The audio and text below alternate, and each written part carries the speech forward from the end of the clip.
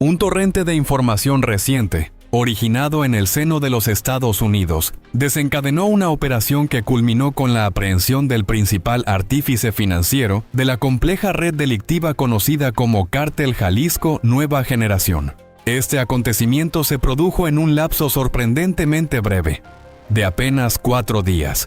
Ese fue el tiempo que las autoridades mexicanas necesitaron para desmantelar un engranaje crítico dentro del vasto entramado económico del CJNG, y tras el fallecimiento de su jerarca máximo, apodado El Mencho. A escasos 4 días de que el líder criminal más perseguido de todo el hemisferio occidental fuera inhabilitado en una operación de alto calibre, que implicó la intervención de un helicóptero militar surcando los cielos de Michoacán, se puso en marcha un dispositivo coordinado. Este esfuerzo conjunto entre fuerzas de la Policía Estatal de Colima y efectivos de la Secretaría de Marina se materializó en una pequeña localidad conocida como Alcaraces, un asentamiento ubicado en el municipio de Cuauhtémoc, en el estado de Colima, una geografía que a menudo pasa desapercibida, pero que esconde una importancia capital. La labor de rastreo no estaba orientada a localizar a un sicario, ni a un jefe de plaza, ni al prototipo de operador que suele ser inmortalizado en los narcocorridos o en los carteles de Se Busca, empuñando fusiles de asalto y rodeado de un séquito de pistoleros. El objetivo central era la figura responsable de gestionar las finanzas, el caudal de capital que alimentaba y sostenía toda la operación de esta temida organización.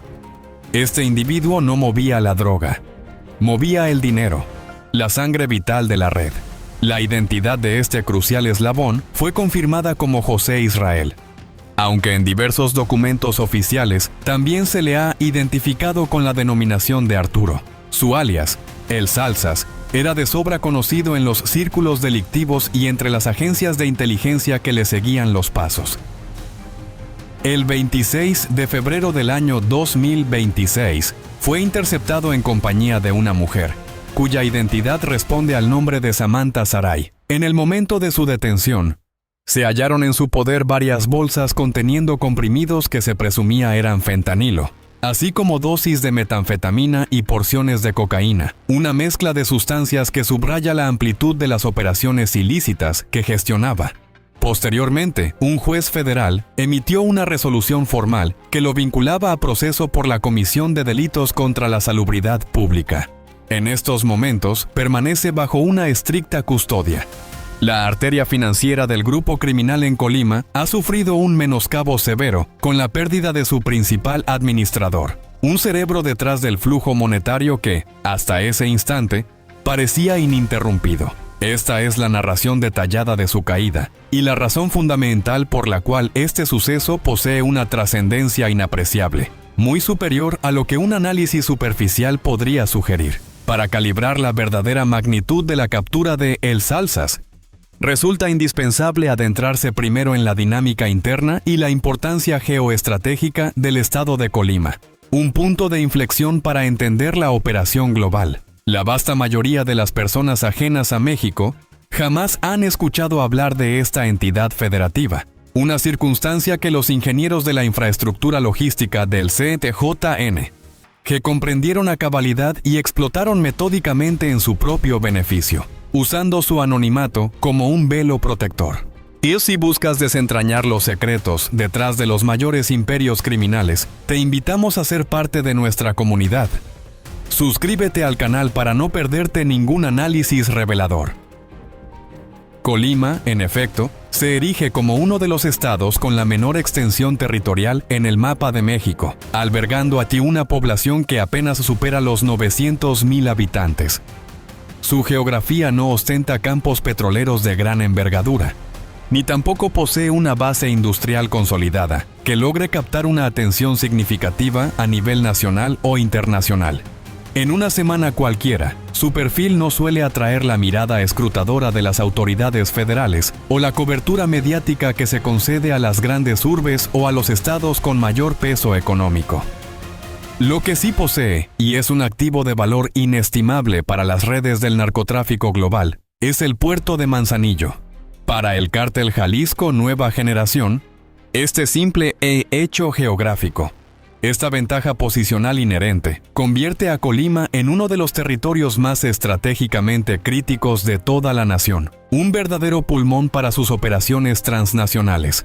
Manzanillo no es un puerto cualquiera, representa la dársena comercial más activa, más dinámica y pujante de la extensa costa del Pacífico mexicano, un punto de convergencia para el comercio marítimo que conecta continentes. A diario, buques portacontenedores de colosales dimensiones arriban a sus terminales, cargados con mercancías diversas y procedentes de los confines más remotos de Asia, de las costas de Sudamérica y de los lejanos puertos de Europa. Semanalmente, miles de contenedores son procesados a través de sus instalaciones. El volumen vertiginoso es la clave de su operatividad.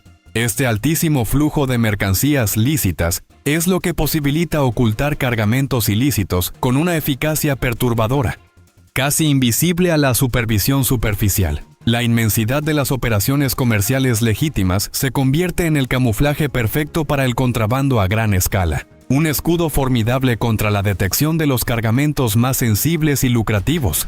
Solo entre los años 2024 y 2025, las autoridades mexicanas, en un esfuerzo considerable, lograron incautar una cantidad asombrosa de 25 toneladas de precursores químicos. En un operativo distinto, pero no menos relevante, se interceptaron otras 21 toneladas de estas sustancias vitales en Manzanillo. Estas cifras, ya de por sí impactantes, representan las materias primas esenciales, provenientes principalmente de China, ingresan al país ocultas dentro de esos mismos contenedores de carga que transitan por el puerto, canalizadas a través de corporaciones ficticias y mediante la complicidad activa de funcionarios portuarios corruptos, quienes tuercen la ley para facilitar este tráfico. Una vez en tierra firme, estas sustancias son cuidadosamente cargadas en camiones de gran capacidad y transportadas por rutas clandestinas a laboratorios ocultos, diseminados estratégicamente por el estado de Jalisco y otras regiones aledañas. Allí, son transformadas mediante procesos químicos complejos en comprimidos de fentanilo y metanfetaminas, cuyo destino final es el lucrativo y, por desgracia voraz, mercado de Estados Unidos. Es decir, en un periodo de tan solo 2 años, esos 2 decomisos sumaron un total impresionante de 46 toneladas de precursores interceptados. Sin embargo, analistas de inteligencia, con base en sus estimaciones y modelos predictivos, calculan que estas incautaciones representan tan solo una diminuta fracción de la magnitud real del movimiento de sustancias que el cártel consigue introducir y procesar. El JNG no se limita simplemente a utilizar Manzanillo como un punto de tránsito. En realidad, ejerce un control férreo, y casi absoluto, sobre el puerto, permeando cada capa de su funcionamiento. Su influencia es tan profunda que se ha vuelto una parte integral del ecosistema portuario, dictando sus propias reglas. La organización delictiva, con su vasta red de influencia, dictamina quién es contratado y quién no en las terminales portuarias, controlando de facto la fuerza laboral. Decide qué contenedores son seleccionados para una inspección minuciosa y cuáles convenientemente, y pasan sin ningún tipo de escrutinio. Mantiene una influencia decisiva sobre aquellos funcionarios que, por mandato legal, deberían velar por el cumplimiento estricto de la ley, pero que en la práctica ceden ante la presión o los incentivos ilícitos. El cártel ha invertido años de esfuerzo y miles de millones de pesos, una fortuna incalculable, para asegurarse de que esa supervisión sea selectiva y completamente conveniente a sus intereses económicos y logísticos. La complicidad y el soborno se han convertido en herramientas sistémicas. El corredor geográfico que conecta los estados de Jalisco y Colima funciona, por lo tanto, como la arteria principal a través de la cual fluye la vida de esta operación ilícita. Los precursores químicos y el producto ya elaborado se desplazan en una dirección, desde el puerto hacia los centros de producción y luego a la frontera. Mientras tanto, los inmensos volúmenes de dinero en efectivo, generados por la venta y distribución, se mueven en la dirección opuesta, alimentando la cúpula de la organización. El Salsas operaba precisamente dentro de este corredor vital, siendo una pieza insustituible. Su labor fundamental no consistía en transportar directamente las drogas. Su misión principal era movilizar el capital resultante de la venta y distribución del producto terminado, asegurando que los fondos llegaran a su destino sin contratiempos. Y una tarea logística de una complejidad pasmosa. Para mantenerte al día con el pulso del mundo y descifrar sus entramados, suscríbete a nuestro canal. Tu fuente de información esencial. De acuerdo con la Mesa de Coordinación Estatal para la Construcción de Paz y Seguridad de Colima, el organismo oficial que confirmó su captura y emitió el comunicado formal a la opinión pública, José Israel tenía la responsabilidad de 3 funciones específicas y documentadas con precisión dentro de la compleja estructura del CJNG en el estado de Colima. En primer lugar, su cometido primario era la recaudación meticulosa de los ingresos generados por las diversas células del cártel que operaban a lo largo y ancho del estado. Cada célula que controla un territorio geográfico específico, cada una que moviliza un cargamento de droga desde el puerto hacia el interior, cada una que impone la extorsión a negocios locales, a empresas de transporte, a ranchos agrícolas o a vendedores ambulantes, produce una constante y abultada corriente de efectivo. Este numerario, crucial para la subsistencia y operatividad de la organización, no puede permanecer estático, inmovilizado en cajas fuertes dentro de una casa de seguridad por tiempo indefinido. Las casas de seguridad son inherentemente vulnerables a los allanamientos y a las delaciones. Las personas que custodian grandes sumas de dinero se convierten rápidamente en objetivos de alto valor para grupos rivales o para las propias autoridades, y el capital inmovilizado es, en esencia, dinero que no está siendo utilizado para remunerar a quienes son esenciales para el funcionamiento ininterrumpido de la operación, perdiendo así su valor estratégico y su liquidez. El Salsas era el individuo clave, el garante silencioso de que ese efectivo se desplazara de manera eficiente y segura desde su punto de generación hacia donde fuera requerido por la cúpula, una tarea que demandaba una confianza absoluta y un conocimiento profundo de las rutas y los riesgos. En segundo lugar, este operador financiero tenía la delicada encomienda de transportar ese dinero, una vez recaudado, y entregarlo directamente a la estructura de liderazgo del cártel, que se encontraba principalmente asentada en el estado vecino de Jalisco. Era el eslabón crítico e irreemplazable. Un puente indispensable que conectaba las células de nivel callejero, que generaban ingresos en efectivo por todo Colima a través de sus diversas actividades ilícitas, con la cúpula de mando superior en Jalisco. Esta última dependía de un flujo ininterrumpido y predecible de recursos económicos para operar con normalidad, para mantener su hegemonía y para financiar sus expansiones.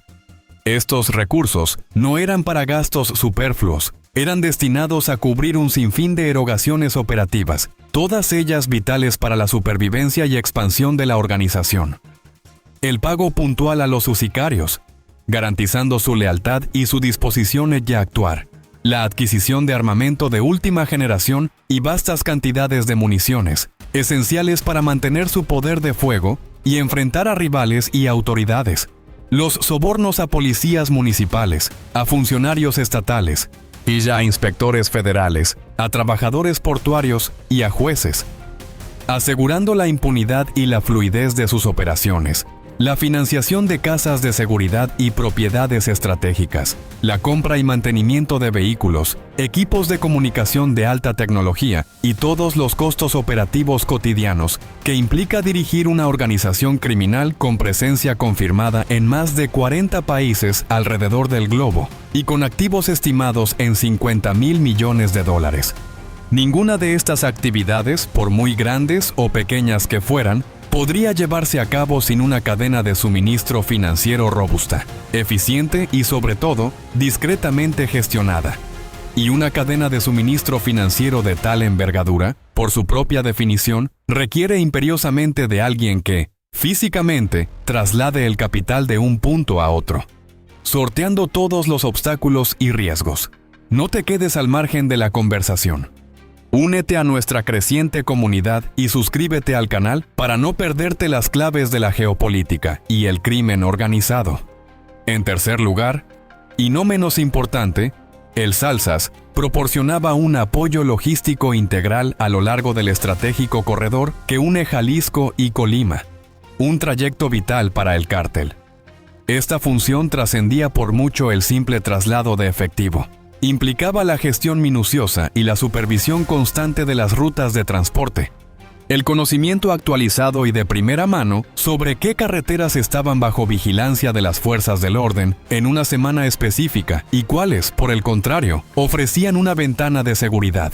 Mantenía una intrincada y vasta red de contactos a lo largo de todo el corredor, individuos capaces de informar en tiempo real sobre los movimientos de las fuerzas del orden, las patrullas y los retenes inesperados. Era directamente responsable de asegurar el paso seguro para vehículos que transportaban cargamentos sensibles, ya fueran drogas, precursores o dinero, y de garantizar que cualquier interrupción potencial fuera identificada de inmediato y que se estableciera una ruta alternativa o una estrategia de desvío antes de que se convirtiera en una incautación o una detención. En esencia, era la persona que descolgaba el teléfono a las 2 de la mañana cuando algo salía mal en una entrega o un traslado. Y sabía exactamente qué hacer, qué contactos activar y qué decisiones tomar para remediar la situación en el menor tiempo posible, evitando así pérdidas millonarias. No era un contador confinado a un escritorio en algún lugar de Guadalajara, analizando números. Era el hombre físicamente presente en el terreno, moviéndose con audacia a través de las comunidades de Colima, asegurándose personalmente de que la infraestructura financiera del corredor más estratégico para el cártel operara sin fisuras ni interrupciones de ningún tipo. Un verdadero ingeniero de la logística clandestina. El operativo que condujo a su captura fue una acción concertada, fruto de una estrecha colaboración entre la Policía Estatal de Colima y elementos de la Secretaría de Marina. La participación de la Marina no es un detalle menor ni una rutina administrativa en este tipo de operativos. Reviste una significación especial. Durante los últimos años, la Secretaría de Marina se ha consolidado como la fuerza federal más consistente, agresiva y efectiva de México en su lucha implacable contra el cártel Jalisco Nueva Generación, destacándose por su disciplina y su capacidad de inteligencia. Sus operaciones, a diferencia de otras dependencias, se fundamentan en inteligencia militar de alto nivel, sofisticada y cuidadosamente recabada, y no en meras denuncias locales o en información de baja calidad. La presencia de la Marina en la detención de un operador financiero de tal calibre en una pequeña comunidad de Colima, apenas 4 días después de que el fundador del CEJNG fuera abatido en un helicóptero sobre el estado de Michoacán, sugiere con claridad y contundencia que la información de inteligencia que llevó al paradero de El Salsas no fue generada en los días subsiguientes a la muerte de El Mencho, como una reacción tardía. Más bien, ya estaba preexistente, ya estaba minuciosamente desarrollada y simplemente aguardaba el momento oportuno, el instante preciso, para ser ejecutada. Como parte de un plan estratégico más amplio y preestablecido. Fue localizado en Alcaraces, una comunidad tan discreta y poco conocida, que la mayoría de los habitantes de México no podría ubicarla en un mapa sin asistencia.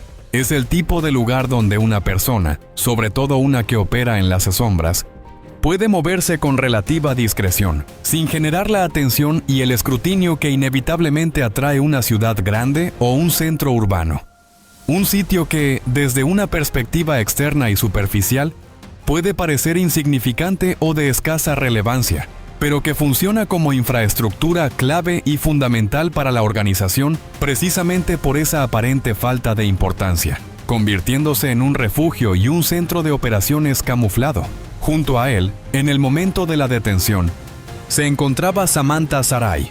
Su rol preciso dentro de la operación ilícita no ha sido oficialmente confirmado por las autoridades hasta el momento. La comunicación formal emitida por la Mesa de Coordinación Estatal la identifica, sin ambigüedades, como detenida, pero no especifica con detalle su función exacta dentro de la compleja estructura del CJNG, dejando abierta la posibilidad de varias interpretaciones.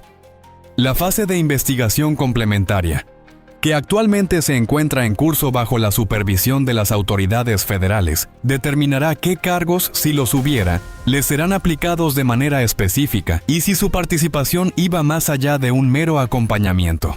Lo que sí fue confirmado de inmediato en el momento mismo de la detención fue el contenido de lo que ambos portaban: múltiples bolsas de comprimidos que, tras las pruebas preliminares, arrojaron un resultado presuntamente positivo para fentanilo, así como varias dosis de metanfetamina y porciones de cocaína. ¿Quieres adelantarte a los acontecimientos y entender las fuerzas ocultas que mueven el mundo?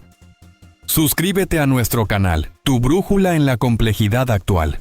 Resulta llamativo y plantea interrogantes un operador financiero de alto nivel del cártel más poderoso del hemisferio occidental, desplazándose por una pequeña comunidad de Colima apenas 4 días después del desmoronamiento del liderazgo de su organización, fuera capturado no con un abultado cargamento de efectivo en su poder, que era su función primordial, sino con el producto ilícito en sí mismo. Este hecho concreto plantea interrogantes cruciales y muy complejos.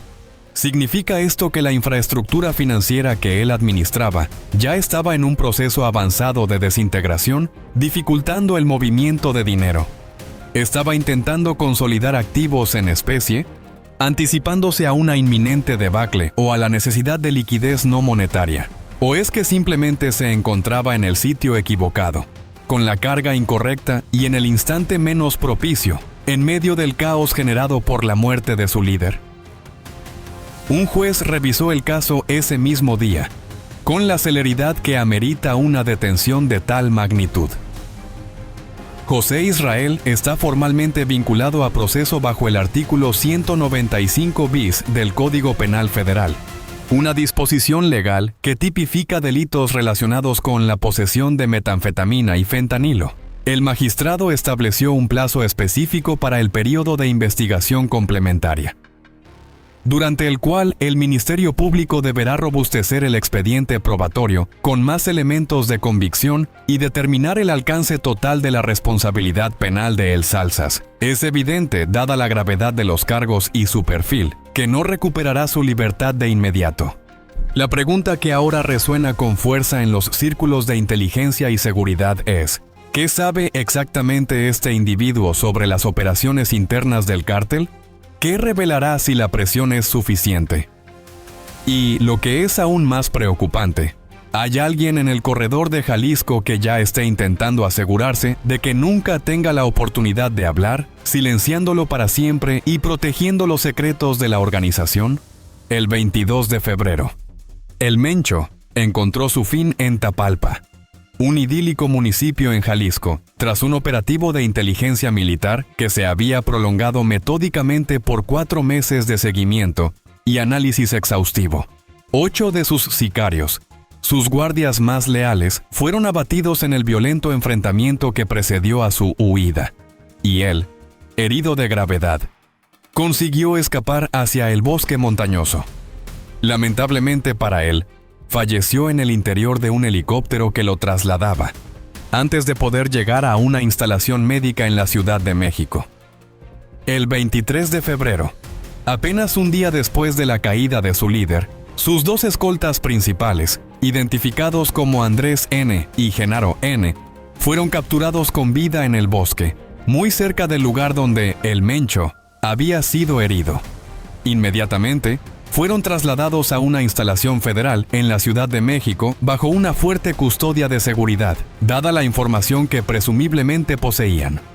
El 25 de febrero, a la medianoche, Andrés N. y Genaro N. fueron ingresados bajo un impresionante convoy blindado y rodeados de un fuerte dispositivo de seguridad, y trasladados a El Altiplano, la prisión federal de máxima seguridad más temida y hermética de México, donde se recluye a los criminales de mayor peligrosidad.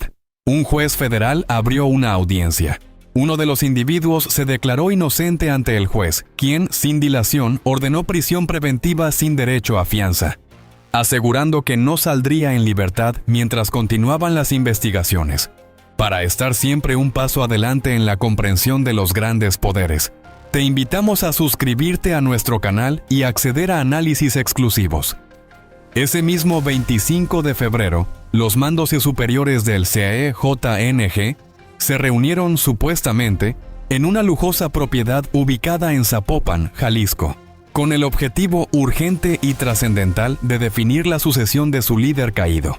Y se rumorea que el 13 fue el designado para tomar las riendas de la organización, pero al menos 3 comandantes de alto rango presuntamente se negaron a aceptar su nombramiento, desatando de inmediato una disputa interna por el poder, una fisura peligrosa en la cúpula. Y el 26 de febrero, el Salsas fue detenido en Alcaraces, Colima, con fentanilo y metanfetaminas en su poder, siendo vinculado a proceso por un juez federal ese mismo día, completando la serie de golpes. 4 días. 4 golpes consecutivos y perfectamente documentados a la organización en un lapso temporal asombrosamente reducido de tan solo 4 días. El fundador, el cerebro maestro, está muerto. Sus escoltas más cercanos y leales encarcelados en la prisión de máxima seguridad de El Altiplano. La sucesión de su imperio, en abierta disputa y fractura interna. Y su principal operador financiero en Colima, el hombre que movía el dinero, ha sido capturado, dejando una herida profunda en la logística monetaria del cártel. Esto no puede ser interpretado como una coincidencia fortuita. Organizaciones tan intrincadas, tan sofisticadas y con una red tan extensa como el CJNG no se desintegran por mero azar o por una serie de golpes aislados. Lo que está sucediendo en los días posteriores al deceso de El Mencho es, sin duda, la activación precisa de una arquitectura de inteligencia preposicionada y meticulosamente construida, diseñada con una exactitud milimétrica alrededor de su figura y de la vasta red que lo sustentaba, mucho antes de que se llevara a cabo el operativo en Tapalpa. El gobierno mexicano no simplemente dio con El Mencho de manera improvisada. Lo encontró como el objetivo culminante de una operación de mayor alcance, una campaña estratégica que, de manera simultánea y coordinada, estaba cartografiando con detalle a todas las personas en su entorno más cercano, identificando las estructuras organizativas que lo respaldaban y mapeando cada una de las arterias financieras que mantenían viva y operativa a la organización. El operativo de Tapalpa fue, sin lugar a dudas, el titular que acaparó la atención global. La noticia que ocupó las primeras planas de los periódicos y los segmentos estelares de los noticieros. La detención de El Salsas, en cambio, es la evidencia ineludible y tangible de todo lo que corría por debajo. La maquinaria silenciosa pero crucial que operaba incansablemente en las sombras, lejos del ojo público, y que ahora se ve expuesta. Cuando una operación de inteligencia se centra en una figura de la talla y la relevancia de El Mencho, no concluye simplemente con la neutralización del objetivo principal. Más bien, se expande de manera concéntrica hacia afuera, rastreando cada vehículo en proximidad a la ubicación de Tapalpa durante los meses previos a la operación. Analizando cada teléfono que se conectó a la infraestructura de comunicaciones asociada con su círculo íntimo y de confianza, examinando cada movimiento financiero, por pequeño que fuera, vinculado a las personas relacionadas con él, y cada nombre que, en algún momento y por algún motivo, tocó la vasta red del cártel. El Salsas parece ser, precisamente, uno de esos nombres críticos, uno de esos individuos cuya interconexión con el líder era vital. Y lo que resulta sorprendente, 4 días después de la muerte de El Mencho, todavía operaba a lo largo del corredor estratégico Jalisco-Colima, como si la vasta maquinaria para la que trabajaba no acabara de perder su motor principal, su fuerza impulsora, lo que habla de la resiliencia y al mismo tiempo la vulnerabilidad de las redes secundarias, para quienes buscan entender el poder detrás del telón. Suscríbete a nuestro canal. Te ofrecemos una ventana a la verdad. Existe una tendencia arraigada, al abordar el complejo tema del crimen organizado, a centrarse casi exclusivamente en las figuras cuyas hazañas, reales o magnificadas, resuenan en los corridos y las leyendas populares, en los comandantes que se desplazan ostentosamente en camionetas blindadas, rodeados de escoltas armados hasta los dientes, en las capturas espectaculares que se acompañan de fotografías de armas decomisadas, pulcramente dispuestas sobre mesas para el deleite de las cámaras y la opinión pública. Estas son las imágenes que circulan. Estas son las narrativas que se popularizan y captan la imaginación colectiva. Pero un cártel del tamaño, la complejidad y el alcance transnacional del CJNG no funciona únicamente a través de la violencia explícita. La violencia es, en gran medida, el mecanismo de coacción, de imposición y de aplicación de su ley, una herramienta para mantener el control y castigar a los disidentes. La maquinaria real, el verdadero engranaje que mantiene todo en movimiento, es el dinero.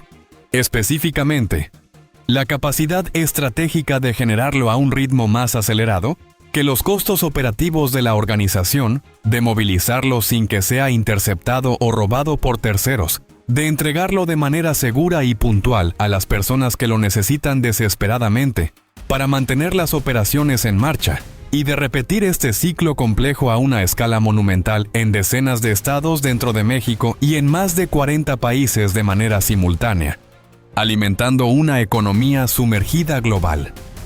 Los operadores financieros como el Salsas no son elementos periféricos a esta maquinaria. Son la maquinaria misma, el cerebro logístico detrás de las finanzas. Son las personas que poseen la información vital. ¿Qué rutas están libres de vigilancia esta semana y cuáles fueron comprometidas el martes pasado? ¿Qué funcionarios municipales ya han sido sobornados y cuáles, por alguna razón, ellos requieren una visita o una propuesta irrefutable antes de que el próximo cargamento crucial cruce su jurisdicción? ¿Qué vehículos pueden pasar un retén sin levantar sospechas y cuáles necesitan ser reemplazados con urgencia para evitar la detección? Llevan la memoria operativa de toda la infraestructura financiera en sus mentes y, lo que es aún más valioso, en su intrincada red de contactos y complicidades.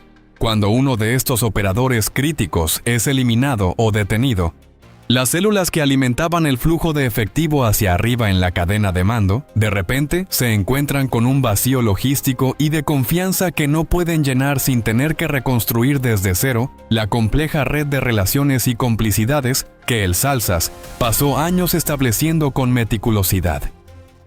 La estructura de mando superior que recibía ese financiamiento indispensable, de súbito, enfrenta un problema crítico en su línea de suministro de recursos.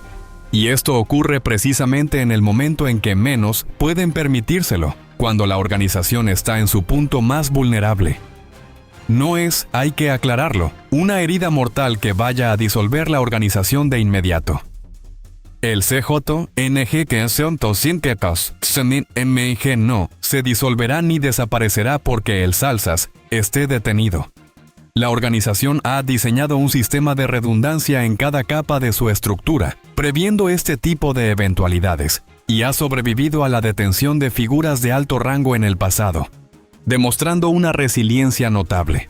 Sin embargo, su captura genera una fricción considerable, crea una incertidumbre palpable y provoca el tipo de disrupción operativa que obliga a quienes aún están en libertad a gastar tiempo, energía y recursos valiosos en el control de daños y la reestructuración, en lugar de enfocarse en la consolidación, la expansión o la defensa de su territorio. Y esto ocurre en una ventana de tiempo excepcionalmente crítica, en la que la organización gestiona simultáneamente la muerte impactante de su fundador. Una guerra de sucesión interna abiertamente declarada entre al menos 5 comandantes que ya se niegan a aceptar la autoridad del otro, fragmentando el poder. Y una serie de operativos de represalia que ya le han costado la vida a 30 de sus sicarios más experimentados y ha derivado en múltiples detenciones de alto nivel, debilitando aún más sus cuadros. La fricción, en este contexto de presión extrema, no es algo que pueda absorberse sin un costo significativo y quizás incalculable a largo plazo. Descifra el mundo con nosotros. Suscríbete a nuestro canal y forma parte de una comunidad informada y crítica. Una guerra de sucesión interna y una interrupción financiera de esta envergadura, ocurriendo de manera simultánea en la misma semana y en el propio territorio de origen de la organización, es decir, en Jalisco y Colima. Representa el peor escenario posible para una entidad que intenta desesperadamente mantenerse unida y funcional bajo una presión extrema y multifactorial. La detención de El Salsas es, por lo tanto, el cuarto golpe consecutivo y documentado con precisión contra la estructura del CECONG en un lapso de apenas 4 días.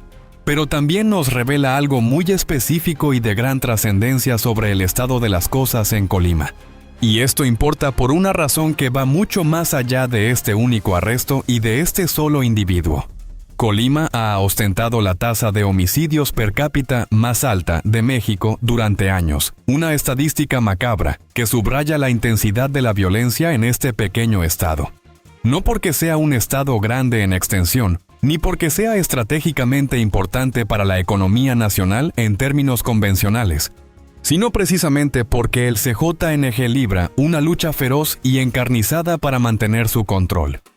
Porque perder Colima significa indefectiblemente perder el acceso estratégico a Manzanillo, y perder Manzanillo significa perder el punto de entrada de precursores químicos más relevante de toda la vasta costa del Pacífico de América del Norte, el pulmón de su producción de sintéticos. Los precursores químicos que ingresan por el puerto de Manzanillo se transforman en los laboratorios clandestinos de Jalisco, en el fentanilo y la metanfetamina que posteriormente cruzan la frontera hacia Estados Unidos, alimentando una crisis de salud pública de proporciones épicas. El fentanilo, una droga sintética potentísima, que ha cobrado la vida de más de 100,000 ciudadanos estadounidenses al año durante los últimos ejercicios fiscales, desatando una emergencia nacional. La metanfetamina, por su parte, ha devastado comunidades enteras en el sur, el medio oeste y el suroeste de Estados Unidos, en cifras que quizás no acaparen los mismos titulares y la misma atención mediática que el fentanilo, pero que representan la misma catástrofe social y humana a un ritmo quizás más pausado, pero igual de destructivo. Esto no es una abstracción teórica o un concepto distante. Este corredor estratégico, este puerto vital, esta infraestructura financiera de cuyo mantenimiento El Salsas formaba parte integral, es el mecanismo físico y tangible a través del cual se sustenta y se alimenta, día tras día, la crisis de opioides en Estados Unidos, con todas sus devastadoras consecuencias. Interrumpir incluso un solo eslabón en ese mecanismo, aunque sea temporalmente, aunque sea al nivel de un único operador financiero regional como El Salsas, tiene repercusiones que se extienden mucho más allá de una pequeña comunidad en Colima que la mayoría de las personas no podría localizar en un mapa, llegando hasta los hospitales y los cementerios en el país del norte. El Mencho dedicó 3 décadas de su vida a la paciente y metódica construcción de esta gigantesca cadena de suministro ilícito. La edificó a través de relaciones cultivadas durante años con una astucia y una paciencia asombrosas, mediante una violencia desplegada con una precisión quirúrgica, a través de una corrupción tan profunda y tan sistemáticamente mantenida, que de ser un hecho individual, se volvió una característica estructural del sistema. Lo logró mediante un proceso de construcción de instituciones paralelas, paciente y metódico, algo que la mayoría de los gobiernos legítimos luchan por replicar, incluso cuando intentan erigir algo legal y duradero. Conoce las verdades incómodas y las realidades ocultas. Suscríbete a nuestro canal para una perspectiva diferente. End of Generation.